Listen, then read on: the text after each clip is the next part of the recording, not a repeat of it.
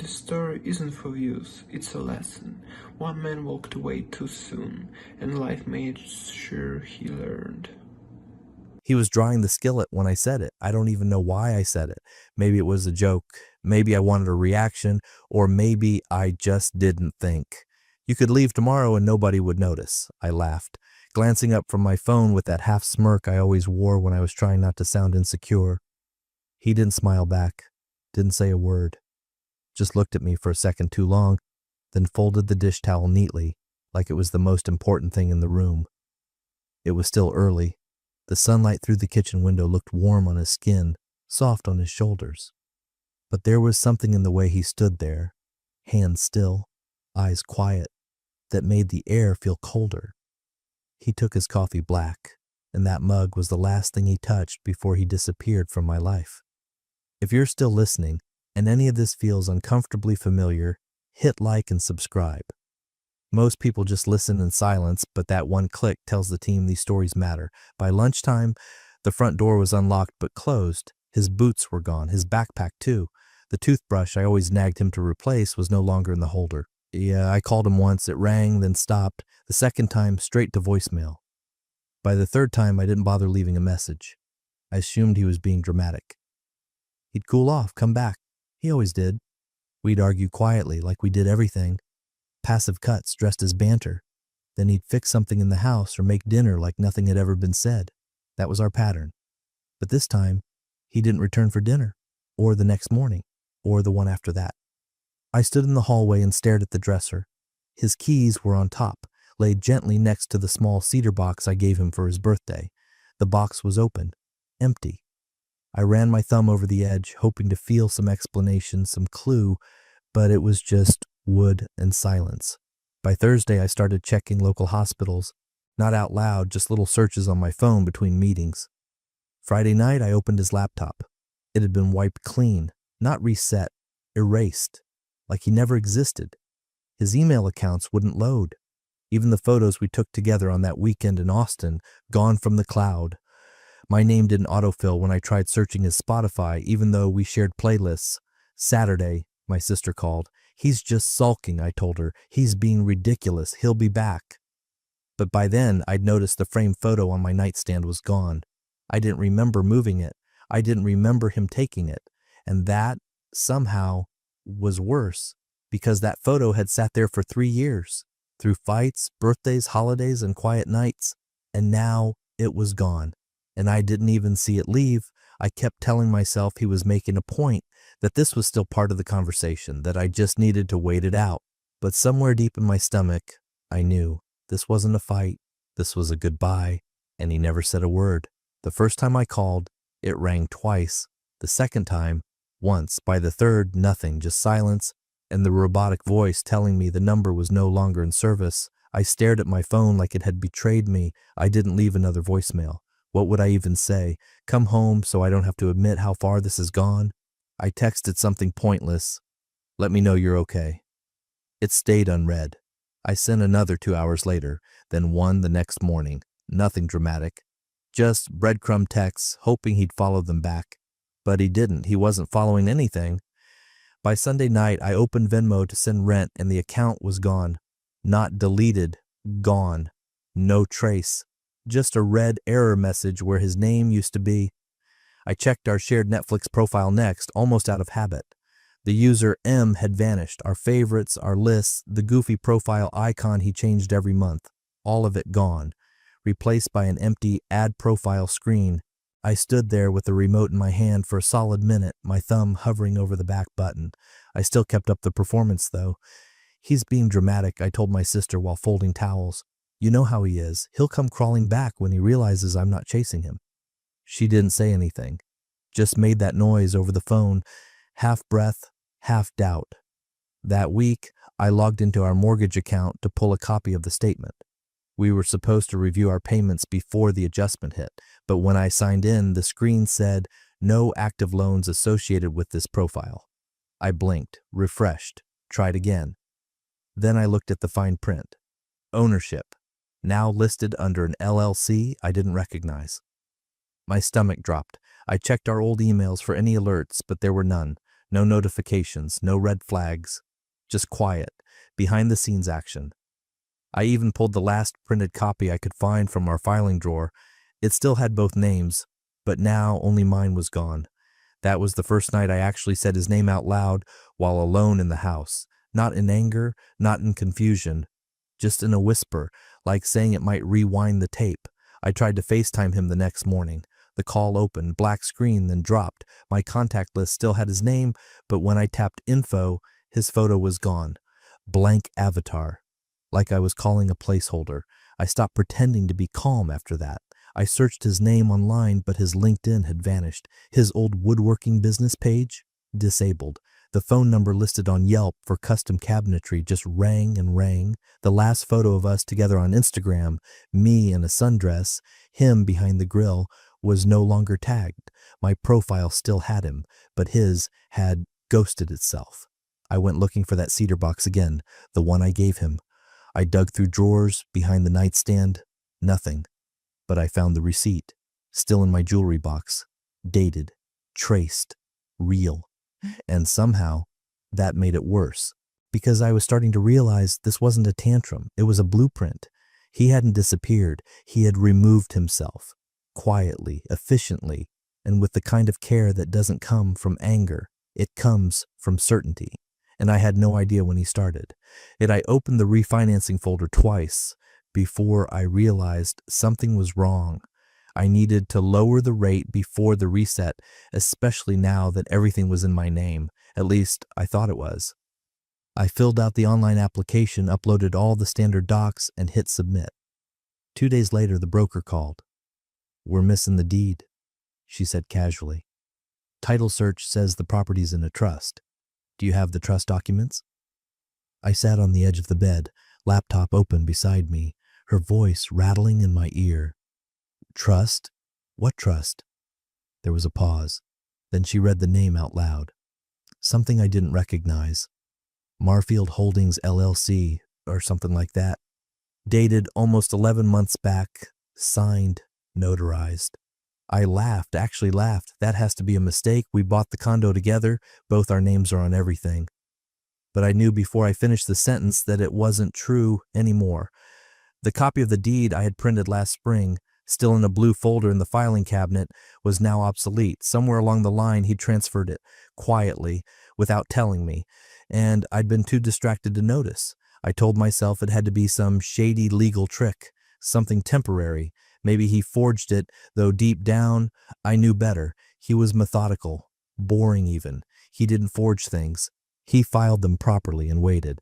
I called our accountant next. Lisa had handled our taxes since year 2 of marriage. She was always polite to me, but I could hear the hesitation in her voice when she said, "There's been some activity on his side that I flagged back in June. I assumed you were aware."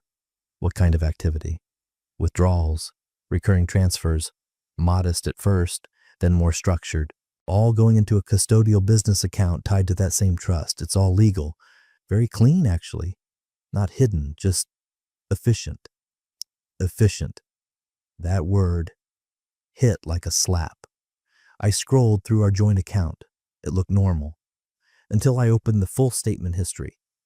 Hidden under the usual grocery and gas charges were tiny transfers, $84, $32, $210.50, $600 even, slipping out monthly into a Marfield custodial ops line item I'd never noticed. It had been going on for nearly a year. That night, I sat at the kitchen table and opened a new browser tab. I typed in the name of the trust and found an LLC registry hit in Delaware. No contact number, just a P.O. box and a date of establishment. 16 months ago, almost to the day of our 5th anniversary.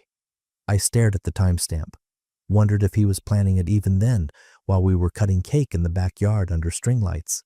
If that was the night he realized he needed a backup plan, or maybe it was earlier. "He's not smart enough for this," I snapped out loud to no one, slamming the laptop shut. But the echo of my own voice sounded thin, hollow, because the man I mocked for being too simple, too quiet, too slow, had somehow pulled off a disappearing act that now had legal teeth, financial walls, a timeline I didn't even see being built around me. That was when the doubt started whispering louder than the anger. This wasn't revenge. This was design. The private investigator's office smelled like stale coffee and carpet glue. I sat across from him, fingers clenched around a folder I'd brought, photos, old addresses, a list of his passwords I could remember. He barely glanced at it. No DMV record under that name. He said, flipping through something on his tablet. No vehicle renewals, no toll charges, not even a fishing license. That's impossible, I snapped, trying to keep my voice from shaking. He drives a '95 Silverado. Plates. Were deregistered, he cut in. 3 days after he left. Title transferred to a salvage company in Fort Worth. They crushed it. I blinked. You mean he totaled it? No, I mean he paid to have it dismantled. The words sank in like cold water. I looked down at my lap. He loved that truck. The worn leather seats, the old dent in the tailgate he refused to fix. It was his ritual, his anchor. And now it was scrap. We traced 2 possible matches, he continued, tapping on his screen. One in Coos Bay, Oregon, working under a fake name, but the timeline's off. Another match came up in Pensacola. Boat rental license, similar build, same birth year, but no photos, no solid leads. My throat went dry. You're saying you don't know where he is? I'm saying if he's alive, he's gone dark on purpose. There's no digital footprint, no W-2s, no bank cards, no subscriptions. Whoever he was, he isn't anymore. I felt my temples start to pulse. What about the trust account? The LLC? Can't we trace who set it up? He nodded toward the man standing behind me, my attorney, Connor. He's already tried. It was filed through a corporate agent. Perfectly legal. No public names attached. Everything buttoned up. Connor finally spoke. His voice was low. This wasn't impulsive. He didn't leave in anger. He planned this. I shot him a look. So what? He's some kind of secret genius now. You all make it sound like he was 3 moves ahead while I was asleep. Neither of them replied. I pulled the folder closer, fingers trembling. There has to be something. Nobody just disappears. The investigator tilted his head. Most people vanish in pieces, skipping rent, dropping off social media, ignoring mail. But this was surgical. No leaks, no breadcrumbs. That takes discipline. I hated that word. Discipline, like it was noble, like I was supposed to admire it. He clicked his pen, leaned back. He made his exit before the final conversation ever happened. Most folks think they're in a fight. He was already on the other side of the river. The air in the room felt thinner. I kept hearing echoes of his voice in places it didn't belong, him humming while fixing the fence, asking if I wanted ice cream, saying my name low in the dark. But now all of that was wrapped in silence, layered under legal filings and vanished data. I remembered when we first met, how he used to say things like, I'd rather be invisible than misunderstood. I used to roll my eyes, say he was being dramatic. Guess I didn't realize he meant it. Now I was chasing shadows, trying to call a man who no longer existed. The floors creaked when I moved in, and the ceiling had a rust-colored leak stain right above the window, but the place smelled like coffee and salt air, and for the first time in years, I didn't need more than that. The apartment sat above a diner where the scent of bacon clung to the stairwell, and old regulars argued gently over crossword puzzles in the mornings. Nobody asked who I was. They barely looked up. I signed the lease under a name that didn't belong to my past, just a combination of 2 middle names and the name of the street I grew up on. It felt strange the first time I wrote it. By the 3rd time, it felt like armor. There was no TV, no Wi-Fi, no photos on the wall, just a small shelf that I started to fill with library books on property law, business licensing, coastal zoning. I read them slowly, with a yellow pencil in hand, under a second-hand lamp I'd found at a consignment store 2 towns over. I got a job on the night shift at a hardware warehouse out by the harbor. Nobody talked much, which suited me fine. I stocked bolts and chain spools, unboxed pallets of fluorescent light fixtures, memorized the layout of every aisle. The work was cold, repetitive, silent, perfect. I stopped checking the time, ate when I was hungry, slept when my body said so, bought groceries in cash. I didn't own anything that required updates, no apps, no digital alerts. If the power went out, I'd still be fine. The only connection I kept was to the land. I'd always liked working with my hands, and it didn't take long before I started sketching out plans for a reclamation business, one that would buy old shoreline properties and restore them for silent buyers. Nothing flashy, just clean, efficient work, quiet profit. By the third month, I'd found a shell company I could use to hold assets. By the fourth, I had my first offer accepted on a crumbling dockyard near the ferry line. I walked the grounds at sunrise with a legal pad in my hand and no one beside me. It was peaceful, honest. The nights were cold sometimes, the kind of cold that wraps around your ribs and makes you remember things you'd rather forget. I'd lie in bed with the window cracked open and listen to the ocean roll in. There was no sound like that back in Dallas, no space like that either. I didn't miss the old house. I didn't miss the way her voice could flatten a room. I didn't miss being told I was quiet just to annoy her, or that my work wasn't real work. I didn't even miss the rhythm of having someone there. I had quiet now, and quiet, I was learning, wasn't loneliness. It was control. Some nights I'd sit at the window and look out at the water, watching the buoys rock gently under the moon. I'd think about the skillet in that old kitchen, still warm from the last breakfast, about the sound of my keys on the dresser, about how nobody noticed when I walked out, but I did, and I hadn't stopped walking since. I wasn't expecting to see him that night. It had been over a year since I stopped asking where he went. I'd told myself I was done checking old email accounts, done watching voicemail counters sit at 0, done replaying that morning like it might suddenly end differently. I'd buried him in the way people bury the living, by pretending they never existed. The hotel ballroom was crowded with the usual suspects, donors in floor-length dresses, tired husbands, local dignitaries, trying too hard not to look bored. The fundraiser was for something vaguely noble, something involving community land use and revitalization. I hadn't even wanted to go, but my boss said it would look good if I made an appearance. I was halfway through the salad course when I flipped open the glossy booklet tucked beneath the dessert fork. A list of keynote sponsors, a short bio, a headshot. My hand stopped. Cal Morgan, Revitalizing Forgotten Waterfronts. Founder, Marfield Holdings. The name hit first, then the photo. It was him, but not him. The jawline I knew, the same half smile that used to appear when he'd come in from the garage covered in sawdust and sweat, except now it was sharper, straighter. The beard was gone and the suit was tailored, the shoulders pulled back. My fork slipped and hit the plate loud enough that the woman beside me glanced over. I didn't say anything, just stared at the page, fingers tightening against the edge of the booklet. His eyes in that photo, they weren't looking at the camera, they were looking through it, past it, like he had something else on his mind, and none of it had to do with me. The rest of dinner passed in blurs, clinking glasses, half-laughed jokes, claps at speeches I didn't listen to. I kept flipping back to his name, rereading it like it might disappear if I blinked. Cal. He'd always gone by Matthew. Only family called him Cal. I hadn't heard anyone say it out loud in years.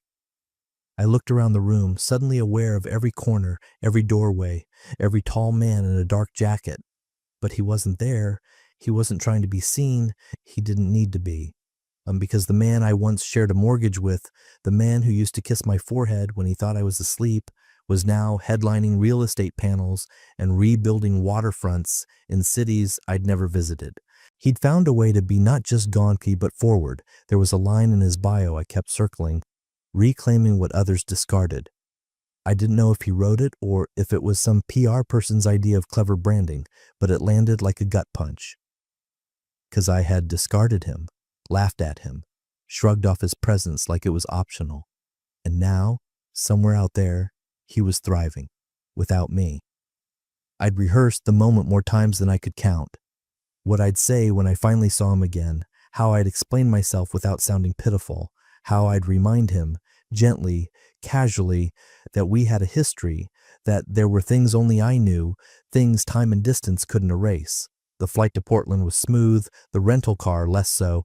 I missed 2 turns trying to find the address, but the building wasn't hard to spot.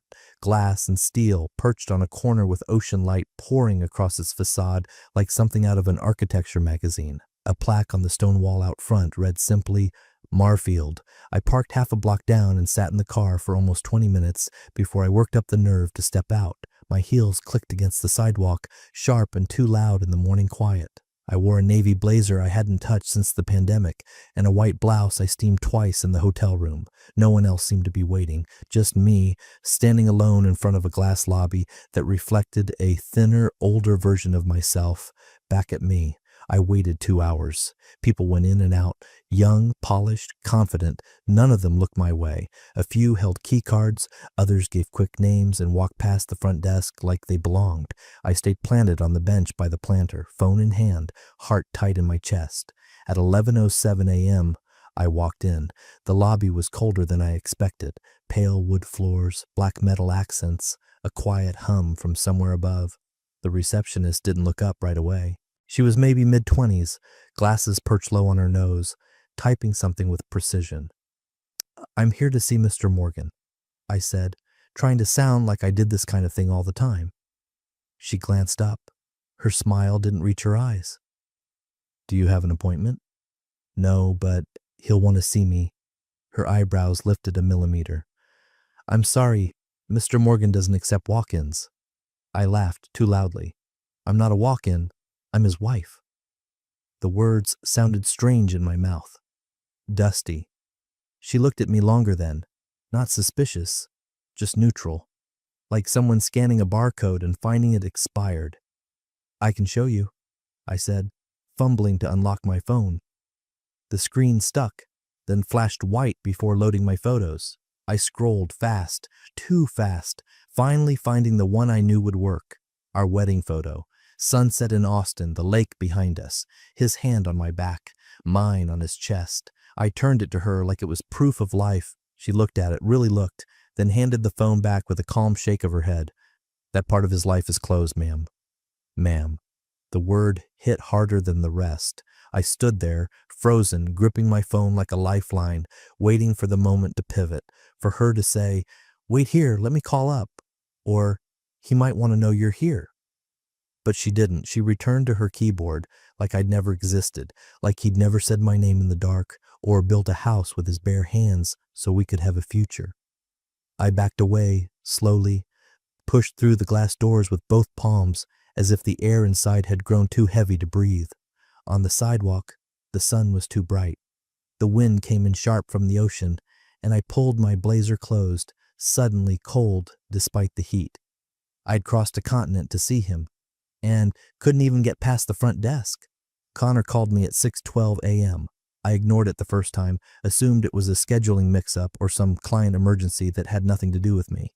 Then he called again. That time I answered. "You need to come in," he said, "now." His office was dim when I got there. No coffee brewed, no secretary yet, just him at his desk with a manila folder open and a highlighter in his hand.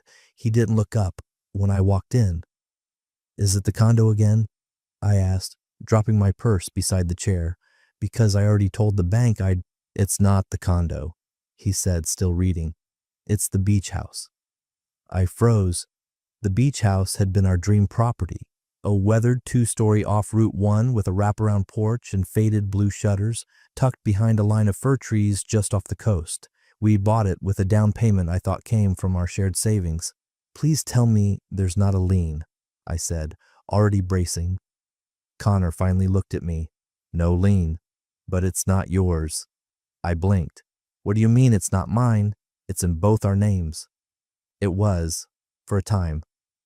He slid a document across the desk, one I barely recognized but had clearly signed, my signature, clean and sharp, just above a notary seal. "This is a quitclaim agreement. You signed it 5 years ago." I picked it up, scanned the lines. Most of it was legal filler, indemnities, warranties, clauses I didn't bother with back then. I remembered the day. He'd handed it to me in the kitchen, said it was just to clean up some titles before tax season. I'd rolled my eyes. "You and your paperwork," I'd said. "Just tell me where to sign." And I did. Connor leaned forward. That agreement assigned all of his premarital investments to a holding company he created 3 months before you got married, Marfield Holdings. The name hit like a slap. That same name I saw in the booklet in Atlanta, the same one on the building I wasn't allowed into. "Wait, that doesn't make sense," I said. "We bought the house together. He held up a hand. "You paid for the furnishings, decor, Some improvements, sure. But the land, the deed, he bought the lot in cash using funds transferred from Marfield before the marriage, and the quitclaim you signed confirmed you had no legal claim to it. My voice caught. He never said that. He didn't need to. He put it in writing. You signed. I sank back in the chair. My head felt hot, ears ringing. So the house I've been calling my beach house for years is owned entirely by him, or more precisely, by the trust that bears his name. I couldn't breathe for a moment. Connor was still talking. Something about timelines and tax shelters and how clever it all was, but I couldn't hear any of it. I was back in that kitchen, barefoot, pen in hand, laughing as I signed. I thought I was indulging him. I thought I was humoring the boring man with the manila folders and neatly labeled tabs. But he wasn't boring. He was building something, and I didn't bother reading the blueprints. Now I understood why the receptionist said what she did. That part of his life was closed. It was sealed, notarized, archived, and I'd signed the lock shut. The gala was held at the Meridian Conservatory downtown. Glass ceilings, live string quartet, rows of strangers sipping from thin flutes and pretending to care about wetland zoning reform. I didn't belong there, but I'd been invited, and I needed answers. The dress was a rental, navy blue, backless. The pearls weren't mine either, borrowed from my sister who didn't ask questions. I walked in alone, ignoring the sidelong glances from women who clearly came with someone. I wasn't here for them. I was here for him. It didn't take long to find him. Across the ballroom, near a cluster of suited men and women in state pins, he stood tall and still, one hand in his pocket, the other holding a glass of something clear. Charcoal gray suit, no tie, sharp, collected. His hair was shorter than I remembered. His eyes scanned the crowd without urgency. He looked established, not performing, not waiting to be noticed. I hovered near the edge of the room, pretending to look through the auction items. My glass of wine sat untouched. I watched him speak with a woman in a green-sheathed dress, legislative aid maybe. She laughed at something he said, touched his arm lightly. He didn't move away.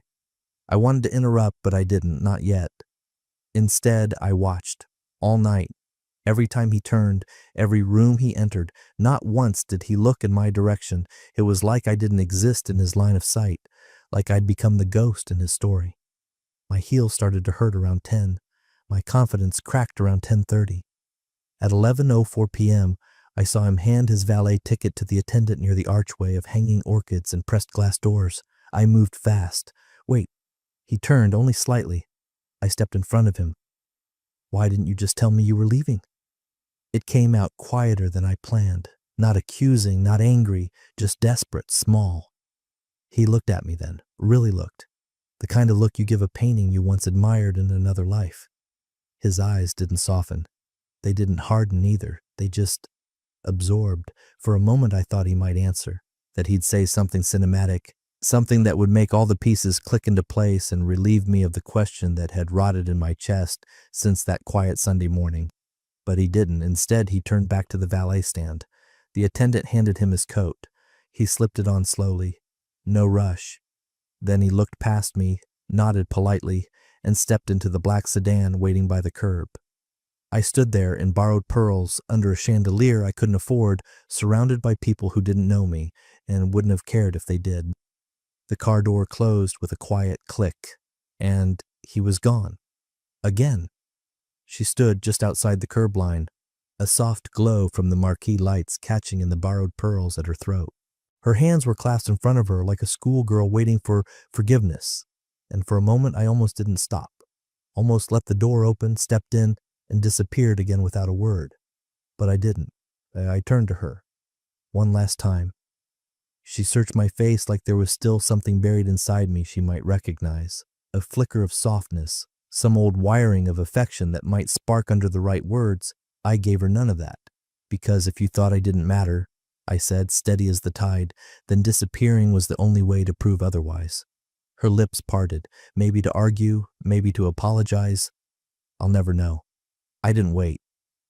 I walked past the line of idling cars and murmuring guests, past the valet who half nodded, half bowed, and into the back seat of a waiting sedan where the leather was still warm and the world outside was already behind glass, the door shut, clean, final. No music swelled, no calls echoed out behind me, just the soft hush of the city folding in on itself and the distant rustle of heels against pavement. I didn't look back. She stayed in that spot for a long time. I saw it through the tinted window as we pulled away. Her silhouette, frozen, alone, not tragic, not cinematic, just unimportant. The crowd moved around her, never once acknowledging her presence. She was no longer the center of the room. She was noise, wallpaper, forgotten, the same way she made me feel the morning she sipped her orange juice and tossed that line across the table like it didn't matter. You could leave tomorrow and nobody would notice. She was right, nobody did, until she realized she'd lost the one person who always noticed everything, and by then the door was closed.